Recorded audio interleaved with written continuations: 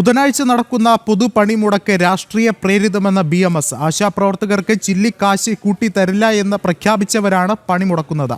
ഇത് ജനം തള്ളിക്കളയണം, ലേബർ കോഡുകൾ ഉപേക്ഷിക്കണമെന്നുള്ള ആവശ്യം അസംബന്ധമാണെന്നും BMS വിമർശിച്ചു. സംഘടിത മേഖലയിലും അസംഘടിത മേഖലയിലും ഒരുപോലെ മിനിമം വേതനം നിശ്ചയിക്കുന്നത് രാജ്യത്ത് ആദ്യമാണെന്നും BMS നേതാക്കൾ വ്യക്തമാക്കി.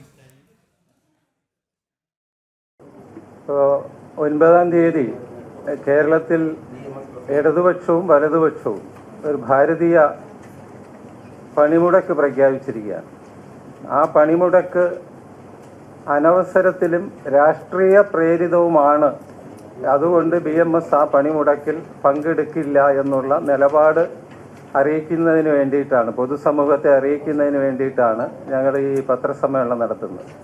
എല്ലാ ആനുകൂല്യങ്ങളും കൊടുക്കുന്ന ഒരു ഗവൺമെന്റിനെതിരെ ഒന്നും കൊടുക്കാത്ത ആളുകൾ, ഒന്നും കിട്ടാത്ത ആളുകളെയും കൊണ്ട് ഡൽഹിയിൽ സമരം ചെയ്യാൻ പോകുന്നു. ഈ വിരോധാഭാസമാണ്. കേരളം എന്ന് പറഞ്ഞാൽ അത് ഇവിടുത്തെ രാഷ്ട്രീയക്കാരന്റെ കുത്തകയാണ്. രാഷ്ട്രീയക്കാരൻ തല്ലാൻ പറഞ്ഞാൽ തല്ലും, കൊല്ലാൻ പറഞ്ഞാൽ കൊല്ലും, കൂലി തരില്ല എന്ന് പറഞ്ഞാൽ തരില്ല. പ്രതികരിക്കാൻ ശേഷിയില്ലാത്ത ജനങ്ങളാണ് മലയാളികൾ എന്ന ഒരു തോന്നൽ അത് തിരുത്തണം. മലയാളി പ്രതികരിക്കണം. ചോദ്യം ചോദിക്കാനുള്ള അവകാശം ജനങ്ങൾക്കുണ്ട്. ചോദ്യങ്ങൾ ചോദിക്കണം. ഞങ്ങളുടെ ആനുകൂല്യങ്ങൾ എവിടെ? പ്രജിത് മോഹനൻ ചേരുന്നുണ്ട്. പ്രജിത്ത്, പണിമുടക്കെന്ന പേരിലുള്ള രാഷ്ട്രീയ നാടകം, സംസ്ഥാന സർക്കാരിന്റെ രാഷ്ട്രീയ നാടകം തന്നെയല്ലേ ഇപ്പോൾ BMS വിമർശിക്കുന്നത്?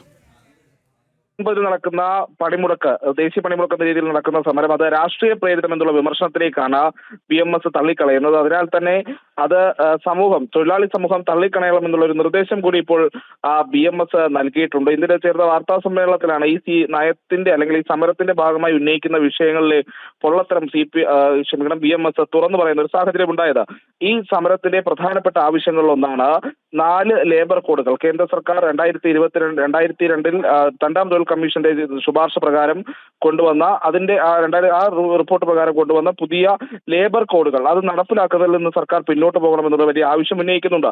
ഇത് അസംബന്ധമാണ് എന്നുള്ളതാണ് BMS പറയുന്നത്. കാരണം ഈ പുതിയ വേജ് കോഡുകൾ അല്ലെങ്കിൽ ലേബർ കോഡുകൾ എന്ന് പറയുന്നത് സംഘടിതവും അസംഘടിതവുമായ തൊഴിലാളി സമൂഹത്തിന് കൃത്യമായ സാമൂഹ്യ സുരക്ഷ ഉറപ്പുവരുത്തുന്ന രീതിയിലാണ് കേന്ദ്ര സർക്കാർ കൊണ്ടുവരുന്നത്.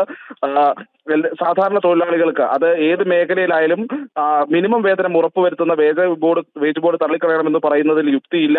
ഈ ലേബർ കോഡുകൾ കൃത്യമായി നടപ്പിലാക്കണം. മറ്റ് ആവശ്യങ്ങളൊക്കെ വെറും രാഷ്ട്രീയ പ്രേരിതമായിട്ടുള്ള നിലപാടുകൾ മാത്രമാണെന്നും BMS ഇപ്പോൾ ആരോപിക്കുന്നു. അതുകൊണ്ട് തന്നെ ഈ ജൂലൈ 9 നടക്കുന്ന ദേശീയ പണിമുടക്കിനോട് തൊഴിലാളി സമൂഹം സഹകരിക്കരുത് എന്നുള്ളൊരു ആവശ്യം കൂടിയാണ് BMSന്റെ സംസ്ഥാന നേതൃത്വം മുന്നോട്ട് വയ്ക്കുന്നത്. വിഷ്ണു. ശരി, പ്രജിത്താണ് വിവരങ്ങൾ നൽകിയത്.